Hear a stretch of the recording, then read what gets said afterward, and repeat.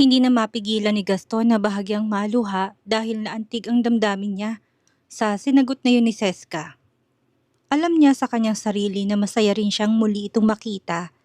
Hindi niya man yun sabihin at maiparamdam ng tahasan sa batang kaharap niya. Alam niya yon sa puso niya na maaring nakikita ng bata at nararamdaman kahit na paano. Talaga, masaya ka? Ako rin, iha. Kumukurap ang mga matang sambit ni Gaston.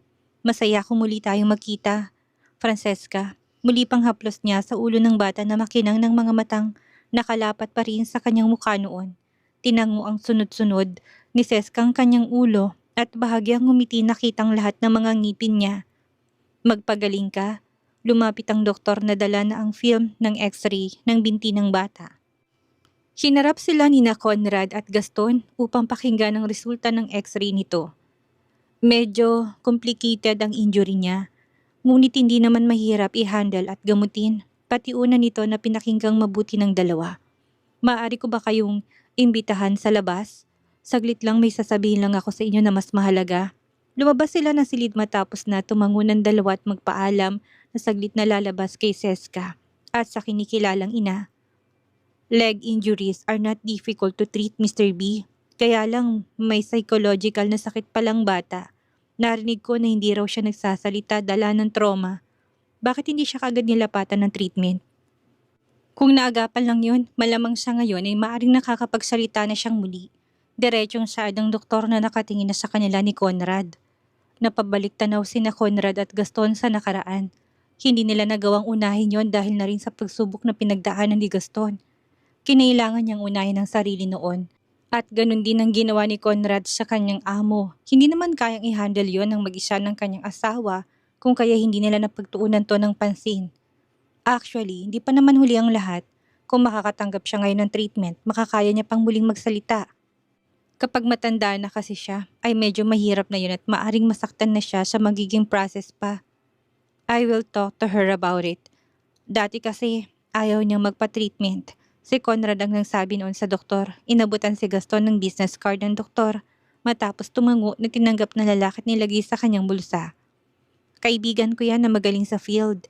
Kagaya niyang kailangan niyo para sa treatment ng bata. Sa ibang bansa siya madalas na namamalagi pero may pagkakataon naman siya na umuwi dito sa bansa. Lalo na kung may pasyente siyang kailangang puntahan at sadyain. Kung sakali na tatawag ka sa kanya, Mr. Barcelo, banggitin mo lang ang pangalan ko at uunahin kanyang asikasuhin. Bibigyan ko rin siya ng heads up para alam niya ng tungkol sa case ninyo. Ana pa ng doktor na ngumiti habang salitan silang tinitig ng dalawa. Malaki pang pag-asang makapagsalitang pasyente niyo. Matapos na magpasalamat ay bumalik na si Conrad sa loob ng ward at si Gaston naman ay naiwan sa labas. Napag-alaman niya rin na may schedule ng small leg surgery. Si Seska after ng lunch na hindi naman gaano magtatagal.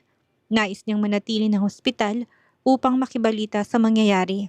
Minabuti rin niyang tawagan si Nati upang ibalitang mga nangyari sa ospital nang hindi ito mag-alala. Magpapaalam din siya dito na baka hapon nang uuwi. Mamaya pa yata ako makakauwi. Hinihintayin ko matapos ang small operation ni Seska ngayong tanghali. Sambit niya nang makakuha ng pagkakataong pagkatapos silang mag-usap. Patungkol sa ibang mga bagay. Pero kung papauwiin mo na ako, uwi na ako. Makikibalitan lang ako kay Conrad over the phone. Ano sa tingin mo, Natalia? Uwi na ba ako? Ayos lang, huwag mo kaming alalahanin ng mga bata. Kung feel mo na hintay ng resulta, diyan ka na muna. Kalmadong tugunin natin na nakatunghay sa mga anak niya ng mga sandaling yon. Nasa greenhouse sila at nangunguha ng bunga ng mga beans na minumungkahi ni Doña Josefina upang tanggalin ang inip ng kanyang mga apo na napansin niya kanina. Nais niya silang libangin. Busy naman ang mga anak mo ngayong mag-harvest ng mga beans kasama ni Mama. Talaga? Ayos lang talaga sa'yo. Hindi ka galito nagtatampo? Oo, hindi. Kaya take your time. Wala kang dapat na alalahanin sa amin. Nang makabalik na sina Nati ng mansyon, dalang kanilang mga inani ay nalingat si Nati sa anak niyang si Brixton. Maging ang Donya na nagtungo noon ng banyo. Nag-iiyak na kasi si Gavi na gutom na tumihingi na ng kanyang gatas. Kung kaya naman, ito ang inunang asikasuhin ni Nati sa pag-aakalang ayos lang ang kanyang panganay na anak. Kargang bunsong anak na tinungo niyang kusina upang magtimpla na ng gatas nang matigil na rin to sa pag-iiyak. Mama, si Brixton po. Tanong niya ng paglabas niya ng kusina wala ng anak sa sala. Inakala ni Nati na nagpapalito ng kanyang damit na suot dahil bahagyang naputikan ng harapang bahagi noon ng madapa ito kanina. Hindi mo ba kasama sa kusina? Hindi sumunod sa'yo? Balik tanong ng matandang nagpalingalinga na sa paligid. Hindi mapigilan ni Nati na magpanik na sa tanong ni Doña Josefina. Hindi nito alam, rumihistro na sa kanyang isipan ang nangyari noong biglang pagkawala ng anak nang dahil sa sama ng loob na nararamdaman. Pilit niyang kinalma ang sarili. Hindi mama, iniwan ko siya dito kanina kasi ang akala ko'y mauupo siya sa sofa. Si Gabi lang ang kasama ko sa kusina. Sinubukan nilang bumalik ng greenhouse upang hanapin siya doon at baka may binalikan ng anak, ngunit wala itong katiting na bakas doon. Maging ang mga maid ay nagsitulong na rin sa paghahanap sa bata, ngunit hindi pa rin natagpuan. Tawagan mo na si Gaston, Nati. Nothing is more important than his son now. Kailangan niyang malaman ang nangyari. Aligagang utos ni Doña Josefina, na sa mga sandaling yun ay natataranta na rin sa pagkawala ng kanyang apo na kanina lang ay kasama nila sa greenhouse ng mansyon. Alam ng Donya kung nasaan ang kanyang anak na si Gaston, kaya naman nasabi niyang bagay na yon. Pauwiin mo na siya muna dito upang makatulong natin na maghanap sa panganay niyo. Mas importante si Brixton. Nanginginig ang mga daliri ni Nati na idaya lang number ni Gaston. Hindi niya matandaan kung paano siya nagkaroon ng courage na sabihin kay Gaston ang balitang yon. Sinabihan niya itong siya ng bahala sa mga anak tapos eto siya at hindi nila mahanap kung nasaan ngayon si Brixton. Bumalik sa kanyang isipan ang nangyari noon. Ang masaklap pa, nasa Baguio sila at hindi naman ito familiar ang kanilang anak. Maluhaluha siyang sagutin ni Gaston ng tawag. Hindi namin makita si Brixton. Kanina pa namin siya hinahanap ni na mama. Gaston, umuwi ka na muna please. Hindi ko na alam ang gagawin ko. Bahan ng kanyang mga luha doon. Nagtimpala lang naman ako ng gatas ni Gabi eh. Tapos wala na, paglabas ko ng sala, hindi ko na mahagilap ang anak natin na panganay. Nangangatal pang buong kalamnam niya. Hindi na magawang maintindihan pa ni Gaston. Ang iba pang sinasabi ni Nati na pumalahaw na ng iyak. Hindi na rin niya mapigilan na magpanik sa tulong ng iyak nitong parang mahihimatay. Idagdag pa ang sitwasyon ng kanyang anak. Calm down, Nati. Na-check niyo na bang surveillance camera ng buong mansyon? Baka naman nandyan lang siya sa paligid. Nakatulog, may nakitang interesanting bagay at gusto niyang makita. Pilit na pagiging positibo ni Gaston. Ganun pa man ang kanyang mga sinasabi malaki ang mga hakbang niya noon palabas ng ospital. Hindi niya na nagawa pang magpaalam kina Conrad at sa kanyang asawa ng maayos. Binanggit niya lang na kailangan niyang umuwi dahil may problema sa mansyon. Hindi niya diretsong sinabi na nawawala si Brixton. Sa sunod na siya mag-explain. Oo, kaka-check lang namin ngayon at nakalabas siya ng gate na hindi namamalaya ng mga guard sa may gate. Ano? Ihabilin mo si Gavi kay mama at magkita tayo sa police station.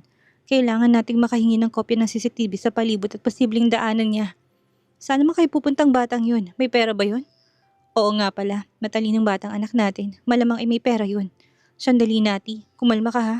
Kailangan natin ng 100% ng presence of mind. Hindi pa yun nakakalayo. Maliit lang din naman ang Baguio. Ano bang huling suot na damit niya? Tingin mo dala niyang phone niya?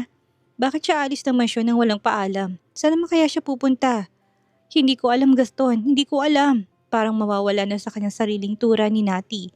Kakatapos lang naming mag-harvest ng beans. Medyo marungis ang harapan niya dahil nadapa siya kanina dahil kay Gabi. Wala namang sign na gusto niyang umalis o may lugar na gusto siyang puntahan. It's not kidnapping. Wala namang nakita sa CCTV eh. Alright Nati. Aalis na dyan. Tandaan mo kumalma ka lang ha. Mahanap din natin siya kaagad. Nang makalabas ng ospital ay mabilis na sumakay ng sasakyan si Gaston. Ngunit kagad niyang natigilan nang makitang nauna pa siya kanyang lumulan si Conrad. Walang imik na hindi niya na ito tinanong pa. Inandar na nilang kotse upang umalis sa parking. Hindi pa rin pinapatay ni Gaston ang tawag niya kay Nati sa pag-aalala niya na baka kung anong mangyari sa ina ng mga anak niya. Sinabi niya na wag na lang munang ipaalam kung kanino ang nangyari, lalo na sa side ni Nati. Dahil baka may pinuntahan lang din naman ng kanilang anak, hustong alis ng sasakyan ni Gaston ng ospital, ay siya namang hinto ng taxi sa pinaki-entrance noon. Parang matanda na bumaba ang kanilang batang hinahanap matapos na abutan ng perang driver na sinuklian naman siya ng tama. Sinabi niya ditong hinahanap niyang kanyang ama na nasa ospital noon kung kaya naman nagmagandang loob ang taxi driver at hindi nag-take advantage sa bata. Kahit na parang pamilyar sa kanyang itsura nito.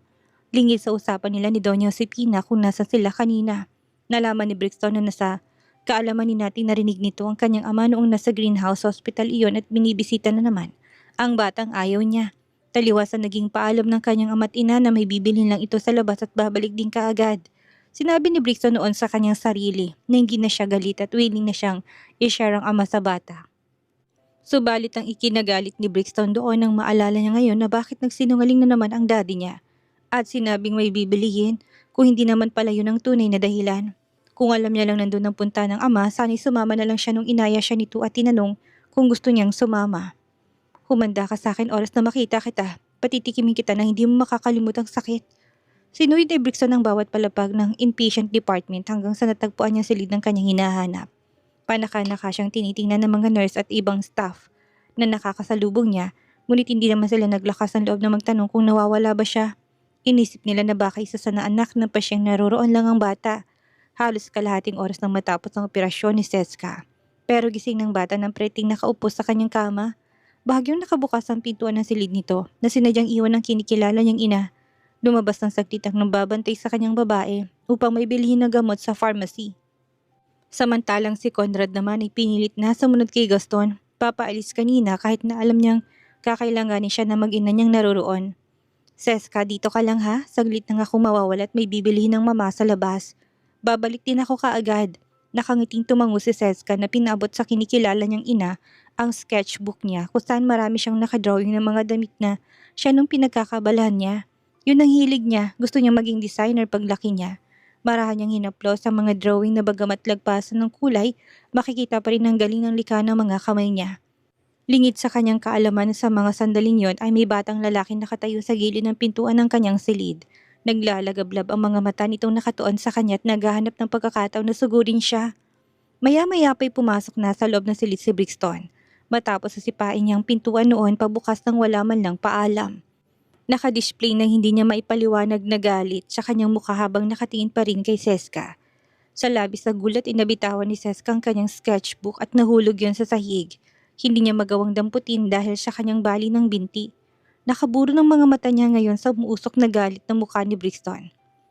Ikaw na naman? Panduduro nito sa kanya na marinig na pakagat pa ng labi upang ipakitang hindi siya natutuwa na makita siya. Bakit ba lagi ka nagpapakita kung kailan okay na kaming na daddy at mommy? Mga agaw ka talaga. Namutla na doon si Seska na hindi na napigilan ng kabahan sa mga titig nitong matalim na para bang anumang oras ay maaari siyang saktan ng pisikal. Kamukha nito si Mr. Barcelo na dumalaw sa kanya kanina. Hinid naman niya yung hiniling sa mga magulang na puntahan siya. Sa katunayan na nagulat pa nga siyang nandun ng lalaki. Ang alam din niya na sa ibang bansa pa rin ito kaya walang katotohanan kung naman ang binibintang ng batang kaharap niya ngayon. Hindi niya sinusubukang agawin sa kanyang atensyon ng lalaki. Pinaliwanag na kay Seska ng ina kung bakit ito nagagalit noon sa kanya na naintindihan naman niya. Ang akala kasi nito inaagaw niyang kanyang ama sa kanya. Nung una gusto niya talaga itong maging ama, ngunit ngayon hindi na dahil napamahal na rin siya sa mga magulang niya ngayon. Walang imik na pinulot ni Brixton ang sketchbook niya at walang pakundangang pinulit pang bawat pahina.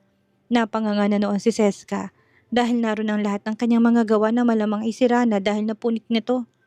Hindi ka magsasalita? Ayaw mong sagutin ang tanong ko? Mute ka ba ha? Or deaf? Hinagod ni Brixton ng tingin ng kabuuan ni Seska at tumigil ang mga mata niya sa binti nito na kung saan ay may nakabalot na benda. Hindi niya man aminin pero nakaramdam siya ng bahagyang awa sa inaaway niya ngayong bata. Bakit? Naputulan ka na ba ng dila? Binti lang naman ang masakit sa'yo. Bakit ayaw mo akong sagutin?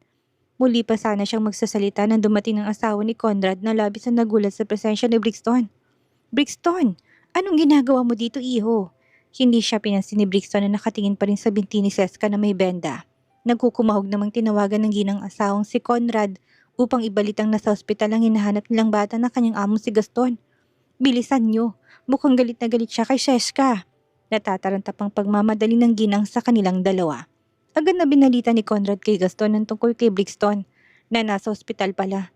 Paano siya nakapunta doon? Paano niya nalamang naroon ka? Hindi ko rin alam. Baka narinig niyang usapan namin ng kanyang ina kanina.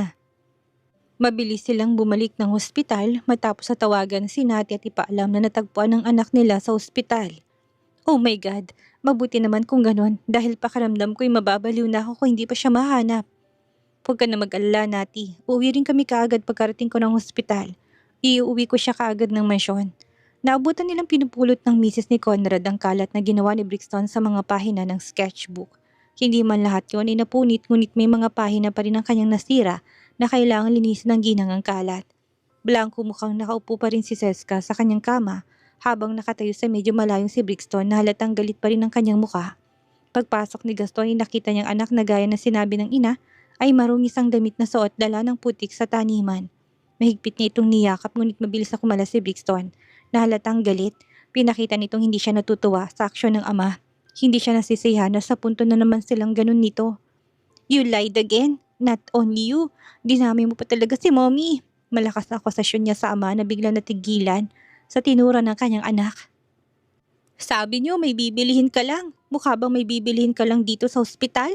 Pumunta ka dito para bisitahin ng batang yan. Hindi mo pa rin ba naintindihan kung bakit ako nagagalit? Malamang dahil binisita mo na naman siya. Turo pa nito kay Seska na hindi tumitingin. Napakislot naman si Seska na makitang ginawa ni Brixton na pagturo sa kanya. Tapos ano? Gusto mo ka mag-sorry ngayon sa kanya? No way, Daddy! Never!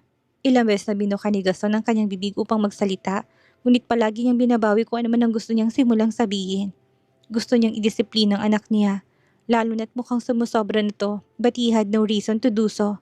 Nagigilty nga siya sa sandaling yun. Naintindihan din ni Conrad kung saan galing ang galit ng anak ng kanyang amo. Malamang ay nagsiselos na naman ito dahil mali pa rin ang pagkakaintindi niya sa mga nangyayari. Lumapit na si Conrad kay Gaston upang bumulong. Mukhang hindi sila doon matatapos kung hindi kikilos. Mr. Barcelo, sa mansyon niyo na lang siguro pag-usapan ng tungkol sa nangyari. Involved mong kanyang ina. Iuwi mo na muna siya dahil mukhang hindi siya magpapatalo dahil sinaktan mong loob niya. Mukhang hindi pa rin siya kumakain ng tanghalian. Huwag ka masyadong matapang. Alam nating pareho kung bakit hindi siya nagkakaganyan. Nakinig naman si Gaston sa suggestion ng sekretary niya. Ayaw man ni Brixton na umuwi ay nagawa niyang maaya ni Gaston. Nang muling pumasok si Conrad sa silid matapos na ihatid sa labas ng hospital ang mag-ama, hinarap niya si Seska. Baka sa mukha nitong labis na lungkot na bumabalot sa kanyang mukha. Hindi nito yun magawang itago pa. Seska, bibilhan ka lang ng papa ng bagong sketchbook, kaya huwag ka nang malungkot. Pwede mo namang i-drawing ulit ang mga napunit na pahina, hindi ba? Huwag ka nang malungkot, anak. Mas maganda pa dyan ang sketchbook na bibilhin ko. Alo ni Conrad sa batang dama niyang sakit at lungkot sa mga mata.